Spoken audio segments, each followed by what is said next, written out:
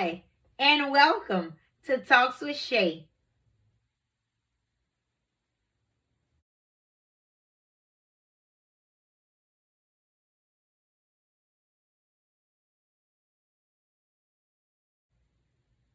So today I would like to begin with reading from Jeremiah chapter 17 and verse 9. And it says, "The heart is deceitful above all things and desperately wicked. Who can know it?" So today, for part 3 of boundaries, I would like to talk to you about yourself.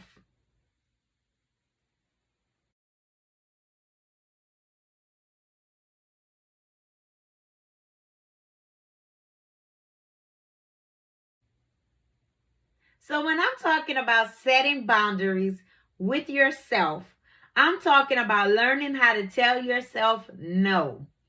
Now, I'm sure it's hard for all of us to do that, right? You look at different people that have different habits and things like that. I think of even for myself, one of the things sometimes that I struggle with for myself and telling myself no is shopping, okay? I love shoes, I love purses, I love clothes. I love to shop. It's actually something that I do for therapy for myself. It can be something as simple as spending $5 or going to like a thrift store or Goodwill or something like that. And I'm fine with that. But as long as I'm shopping and getting something for myself, it can be very difficult for me to say no to myself. Now, I think about times where I have told myself no, that I literally walked away from the store. I actually did that this past week. And I was like, you know what, Shalonda, you don't need that. Just get out this store. And I left. But you think of us, we're talking about boundaries and putting healthy boundaries in our lives within ourselves. You know, you have different people that struggle with different things. One of the things that the book, remember, I'm talking about a book that I read called Boundaries and sharing some of the information with you guys. And it talked about, you know, one of the things it was talking about within yourself.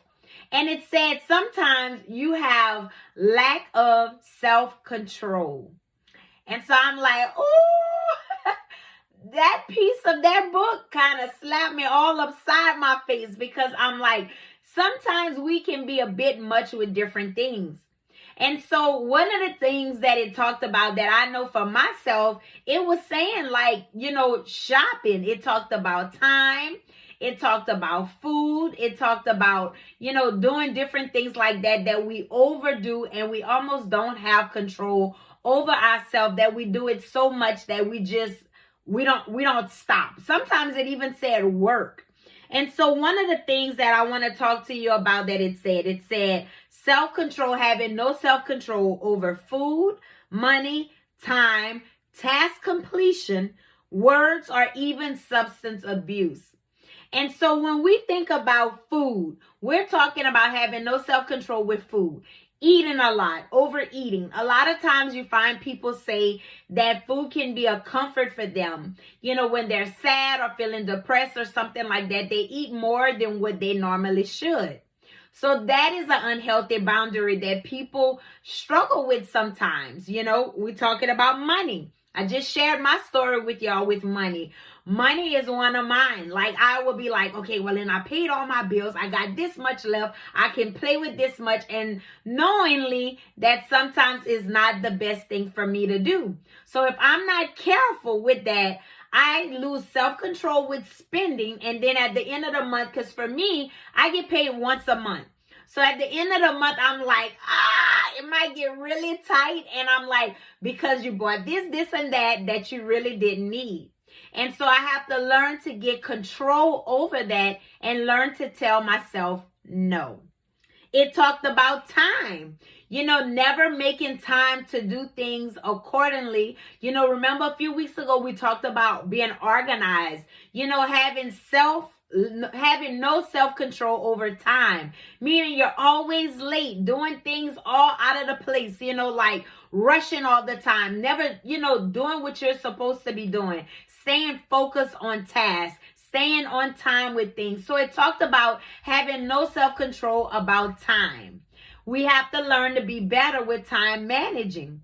It talked about task completion. And it said a person that struggles in that area and have those unhealthy boundaries in that area is a person that, say, like if you're working on something and it becomes hard for you to get through it, a person that struggle with that, they just give up. I'm not doing this, because it becomes too much. They don't want to work through the pain of the project that they're trying to accomplish. So instead, what they do is they just give up. They like the end result with the pleasure that comes from completing a task. But if we think about it, how many times that things are not just always easy to go through? We have to push through the toughness. And sometimes with unhealthy boundaries, we don't want to push through the toughness and the pain to get to the pleasure of the finished product. And so that is another way of having unhealthy boundaries that we have to recognize within ourselves that we may have. It talked about words. It talked about just the way that we speak to people, being mean to people, not showing them love, hurting people with our words. A lot of times where we give justification for what we say about people or to people because of what they've done to us. Now, the Bible teaches us to do absolutely the opposite of that. We are to love our enemies and love those that persecute us or even misuse us or whatever. And so what it was talking about was learning how to set healthy boundaries with your words, using kind words. If you're all over the place and you're upset with somebody, it's best not to say nothing at all.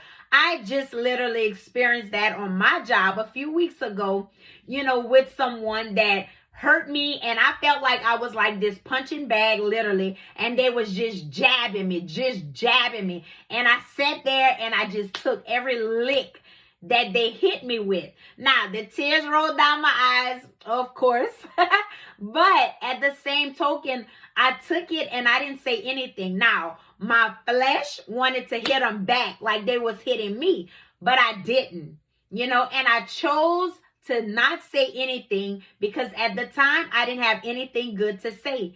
Like the saying goes, if you have nothing good to say, don't say nothing at all.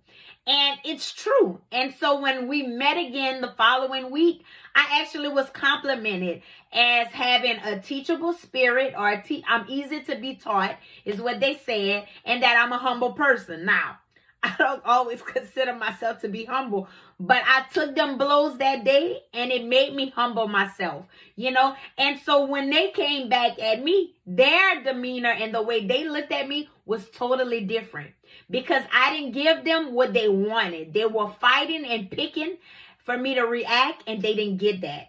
So the end result ended out better. So I'm a living witness that when we choose our words wisely, that the end result is way better. And ultimately, we please God. So the last thing it talked about was substance abuse. It talked about people that's on drugs, whether it's prescription drugs, smoking cigarettes or weed or tobacco, whatever it is, those different things. A lot of times we look at substance abuse as just something that's drug related, but it's not always just drug related. You think of people that smoke cigarettes a lot. It's what? It's lack of self-control. They have no control over themselves. And so they're constantly feeling they got to, take a puff to calm their nerves. That you have so many other ways that you can calm your nerves. Go pray. Read the word of God. There's peace in doing those things, But so if you're here today and one of those things that I've talked about hits home for you, my encouragement to you is recognize where you are and those unhealthy boundaries that you have in your life that you want to work on and get through to build healthy boundaries within yourself. Now, one of the other things that I want to talk to you about before I close is that it talked about victims of the way that we grew up. Some of us grew up and our our childhood wasn't the best. And so for victims, if you are a victim of having unhealthy boundaries in your life off of the way you were raised, they have a list of things that it said that you will experience. So I want to go over a few of those with you before I go. And it talked about victims sometimes you'll find are people that have depression. They have compulsive disorders, impulsive disorders. They feel isolated. They will isolate themselves. They have trust issues with other people. They don't know how to trust people, you know. They don't know how to form close attachments with people. It talked about the inability to set limits, poor judgment in relationships. They deal with a lot of shame, guilt, chaos in their lifestyles, a sense of being hopelessness or purposelessness. Purposelessness. That's a word. I didn't know that until reading this book. But having no purpose, feel like you have no purpose is what it meant. It talked about having phobias, panic attacks, rage, suicidal feelings, and thoughts. So if you fit any of those things, one of the things that you're probably dealing with is unhealthy boundaries that was displayed in your childhood life, and now you're suffering as an adult. And so my purpose today is to talk to you to help you to recognize where you are. Be real with who you are and where you are, and recognize the things that you need to work on so you can be a better person moving forward. Recognizing our flaws and working on them is a beautiful thing. I know for me, speaking therapy has helped me so much. Like today I went and she was like, just so excited. She was like, oh my God, I see so much growth, because I was telling her about different techniques I had been using when I feel like my anxiety would get high or this or that would happen, and recognizing unhealthy boundaries. And so realizing that now I'm putting healthy boundaries in place. And she like, oh my God, I can remember you wouldn't even do something like that. And I'm like, yeah, but I'm getting there because I want to be a better me for myself and for other people, and definitely, most importantly, for God. And so those healthy boundaries we put in place is not always just about us, but it's about other people and our relationship with God. Because if we have problems trusting, a lot of times we'll have problems even trusting God. So before I go, I just want to read one little thing that the book said that I want to quote to you guys. It says, victims are convinced that underneath it all, they have no good inside of them. No matter how much affirmation people give them, they still see no good within themselves. So I can really say that that hit home for me, because that's how I used to be, because I'm working on being a better me. So now I'm able to receive the affirmations that people give, and I'm learning to give them to myself. So I hope something that I said today encourage you to put up healthy boundaries in your life within yourself. Learn to say no to yourself to be a better you. So before I go, I just want to remind you, if you haven't already, check out my website at www.talkswithshay.org. You can find me on YouTube and subscribe to my videos there. And I'm also on Facebook. Like my page, share my page. Invite your friends to like my page. And until next time with Talks with Shay, Shay is out. Y'all be blessed.